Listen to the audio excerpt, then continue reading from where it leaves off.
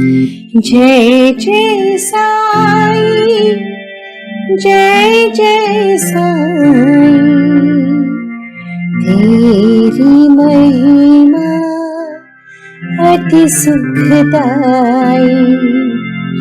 माता पिता तुम गुरु साई, तुम करुणा के सागर साई।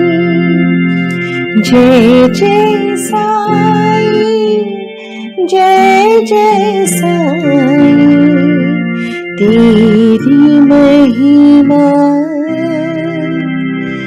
अति सुखदाई। ओम साई राम। साई श्रद्धा सबुरी चैनल में आप सभी भक्तों का बहुत स्वागत करती हूँ।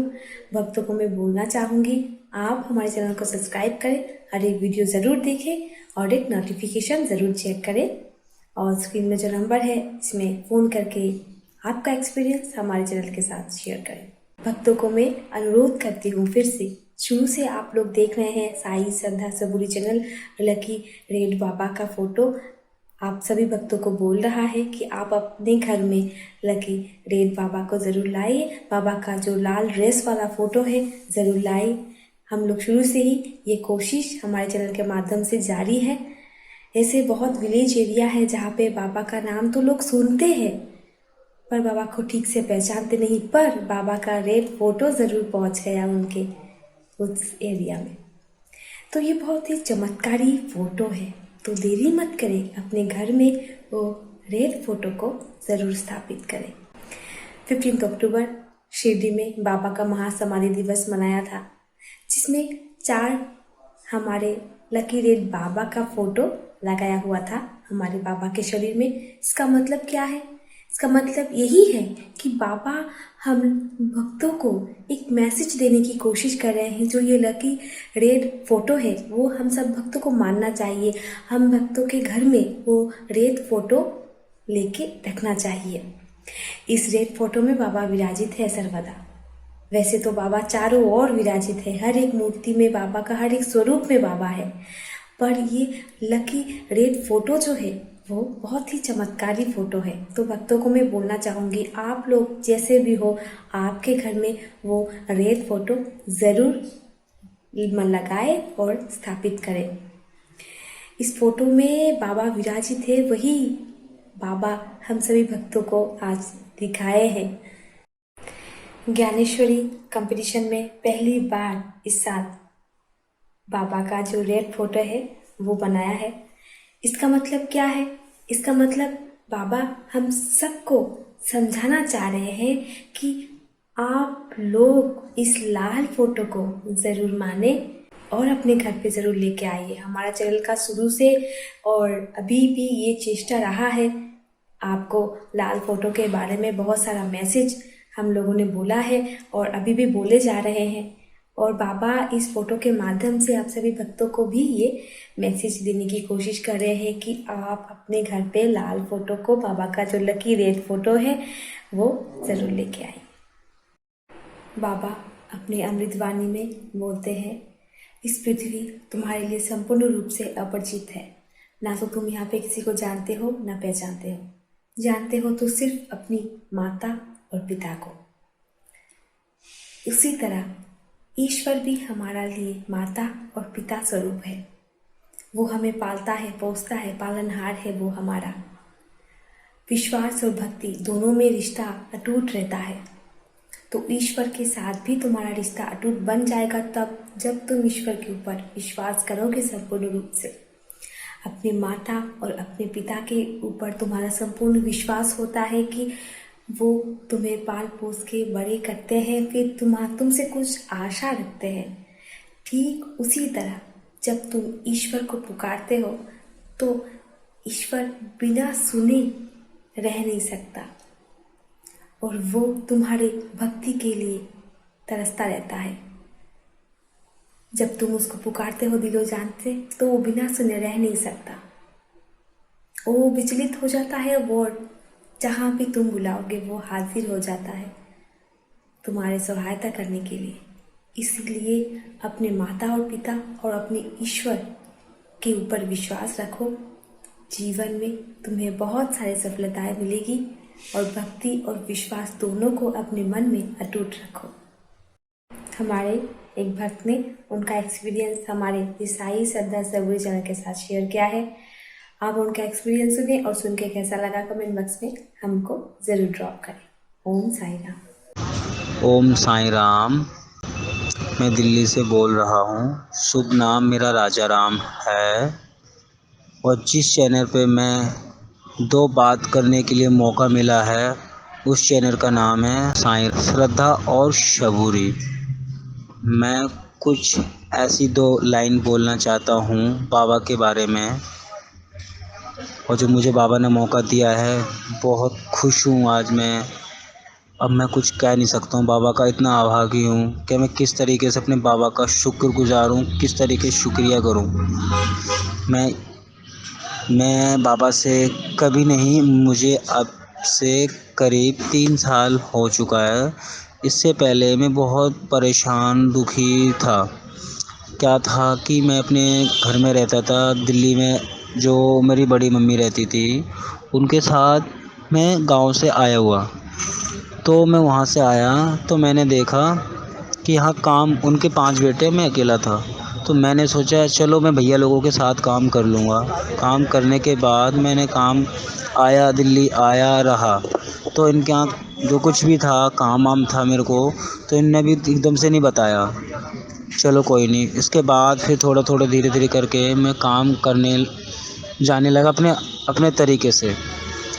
फिर अपने मन से गया ऐसी मज़दूरी करने। अब वहाँ से धीरे धीरे मैं मज़दूरी करते रहा, खुश रहा, हर चीज़ से खुशी था। उसके बाद कोई नहीं, उसके बाद फिर मुझे मेरे बड़े पापा के बेटे ने ही खुद बोला कि राजा ऐसा करो, राजा राम पालिका में दुकान पे आ जाया करो। तो मैंने कहा ठीक है भैया। अब भैया ने मुझे दुकान पे बुलाया तो मैं दुकान पे जाने लगा। दुकान पे जाते जाते मैंने कम से कम 2-3 साल रहा। तो मैंने काम करा 2-3 साल। काम करते करते फिर भैया ने मुझे कहने लगे, मना कर दिया। कोई बात नहीं। फिर मैंने अपने तरीके से, भाई मेरा भी एक पेट है, अब मैंने सोची यार अब मैं क्या करूँ काम। अब मैंने अपने तरीके से खुद अपने हाथ से मैंने अपने आप से खुद सोच के मन में सोचा कि माता रानी मुझे माफ़ करो, मैं कहाँ जाऊँ, कैसे क्या करूँ, मुझे रास्ता दो, मुझे कोई समझ नहीं आ रहा। अब मुझे एक दिन बात हुई मेरी, तो मैं पालिका बाज़ार में ही किसी दोस्त के पास गया। तो वहाँ मैंने देखा, तो दुकान पे मैंने बात करी। तो मैंने बोला भैया मुझे दुकान पे काम दे दो। उन्होंने की ठीक है। कह रहा भैया काम क्या है यार, आप इतने बड़े भाई, उनके भाई है, उनकी तो दुकान है 3-4 है। तो मैंने की सॉरी भाई, मैं उनकी चाची का बेटा हूँ, ऐसी बात है। उन्हें जब मैंने हकीकत बताई तो उन्होंने मुझे काम दिया। काम देने के बाद उस बंदे ने मेरे साथ काम किया 1-2 साल। तो फिर मैंने अपनी यहाँ दुकान चलाई, गाँव में भी दुकान चलाई, बहुत अच्छा काम होने लगा। कोई बात नहीं। उसके बाद उसी लड़के ने मुझे ऐसा धोखा दिया कि तो मेरी गांव की भी दुकान बंद हो गई, यहाँ की दुकान बंद हो गई। और इसने मुझे झांसे में बोला कि मुझे 5 लाख हैं, एडवांस दे दो, पूरी दुकान हमें मिल जाएगी। मैंने इन्हें 5 लाख रुपए किसी से उठा के दे दिए। अब वो 5 लाख उठाने के बाद ऐसा समय वक्त आया कि वो 5 लाख के 5 लाख उसी में कह रहा मिलेंगे। आज ऐसा दिन हो गया कि इन्होंने मुझे कुछ नहीं कहा, सीधे दुकान बोल दी, भाई मेरे पे नहीं है पैसे, मेरा माल गायब, मैं आया गांव से, मुझे कुछ नहीं मिला। अब मेरा हो गया दिमाग ख़राब। अब मैंने बोली अब क्या करूं, अब परेशान। फिर मेरी परेशानियां स्टार्ट हो चुकी थी। अब मेरी परेशानी इतनी हो चुकी थी कि मैं बस पूछ नहीं सकता हूँ। परेशान रह के अब जिसका अब समय ख़त्म हो गया। अब 6-7 महीने हो गए, साल हो गई। साल के बाद अब उनका फ़ोन आने लगा जिनके 5 लाख रुपए लेने थे। अब उनका 5 लाख वाले का फ़ोन आ रहा। अब मैं परेशान, अब परेशान। 1 साल के बाद फिर 1 से 1.5 साल हो गया, मैं परेशान ही रहा। बोलते रहा यार कैसे करूँ, मैं लोन करवा रहा हूँ, कहीं यहाँ से उठा रहा हूँ, कहीं वहाँ से उठा रहा हूँ, तो कुछ नहीं, बस उन्हें थोड़ा थोड़ा करके ना शांति के लिए ब्याज दिया जा रहा था। अब ब्याज देते देते मेरा ऐसा दिन आए कि मुझे खुद, मेरी जेब में पैसा नहीं, ब्याज क्या दूँ, मैं खुद खाने के लिए पैसे नहीं। अब मेरे माँ बाप तो हैं नहीं कि चल भाई खाना पाने के लिए मना करेंगे। अब वो मेरे चाचा चाची कहने लगे कि भाई काम वाम तो करता है नहीं, खाना कहता है, अब कहाँ से खाना खिलाएं। कोई नहीं। अब मेरा एक दोस्त था, उसके यहाँ जाता रहता था, आता रहता था। वहाँ पे मैं रहा। वहाँ रहने के बाद उस दोस्त के यहाँ मैं रोता रहता था। अब मेरा कोई सुन नहीं रहा, मैं बहुत परेशान बेचैन, भगवान भगवान भगवान भगवान। वहाँ कोई नहीं सुने, कोई भी नहीं सुन रहा मेरी बात को। बड़ा परेशान, बड़ा बेचैन, भगवान भगवान। मैंने कि कोई नहीं है। अब अंत में इतना रोने लगा, इतना परेशान होने लगा, इतना बेचैन हो गया, बिल्कुल अकेला पड़ गया, बिल्कुल सूख गया। जाऊँ अपनी बड़े वहाँ पे मम्मी के पास, वहाँ से रोटी दो दो उठा के ले आओ चुपचाप से खाने के लिए, कि यार कोई बोले ना, मुझे बोले ना। चलो कोई नहीं, मैं सोचते रहा, अपने कुछ दिन ऐसे गुजारते रहा। फिर मेरे जो दिल के अंदर की जो आत्मा थी वो भर गई कि यार मैं ऐसे कब तक गुजार लूँगा, छुप छुप के रोटी लाऊंगा, छुप छुप के खाऊंगा, कब तक यार, मेरा क्या है, मेरी ज़िंदगी कुछ नहीं है। फिर मैंने एक दिन फैसला करा कि राजा अब कुछ नहीं रखा। मेरे पे 60 रुपये पड़े थे। उन 60 रुपयों को सोचा कि भाई बस मुझे मरना है, लेकिन एक बार मैं चाउमीन खा के क्यों ना मरूं। तो मैंने सोची चलो, मैं गया। तो मैं जैसे ही अपने हाथ मुंह धोए, कपड़े पहने, 60 रुपये अपनी जेब में पॉकेट में डाले, पॉकेट में डालने के बाद 60 रुपये, फिर मैंने जैसे ही मैंने अपना गेट लगाया, तो मेरे दोस्त के घर में कम से कम 2 फुट इतना बड़ा कैलेंडर, 15-16 का कैलेंडर टंगा हुआ था बाबा का। अब मुझे लगा यार, मुझे नहीं पता था कि बाबा का कैलेंडर। अब बताओ, मैं गेट लगाते ही बस कुंडी नहीं लगाई और धमधनी आवाज़ आई। शायद इतना अंदाज आया कि हाँ कुंडी लगा भी दी थी या नहीं लगा पाई, या लगाने जा ही रहा था, बिल्कुल गेट तो पूरा भीड़ लिया, आवाज़ आई एकदम धम से। मैंने कि यार क्या गिर गया ऐसा। मैं वापसी गया, मैंने खोला, गेट खोलते ही देखा तो बाबा का कैलेंडर नीचे गिरा हुआ था। तो मैंने मन में सोचा यार बाबा का कैलेंडर गिर गया, कैसे गिर गया यार, पंखा बंद करके गया, अपने आप कैलेंडर कैसे गिर गया। मैंने कि चलो कोई नहीं। मैं थोड़ी देर फिर मैं रिलैक्स हुआ, जो मेरे अंदर की आत्मा थी वो थोड़ी शांत सी हो गई अपने आप ही। मैंने कैलेंडर लिया और उनका माथे से लगा के, और उनका मैंने जहाँ था वहाँ पे उन्हें टांग दिया। वो टांगने के बाद फिर वो मैं भूल गया कि मैं करने क्या जा रहा था, मुझे कुछ समझ नहीं आया। तो मुझे बाबा ना उस दिन इस तरीके से मुझे बचा लिया।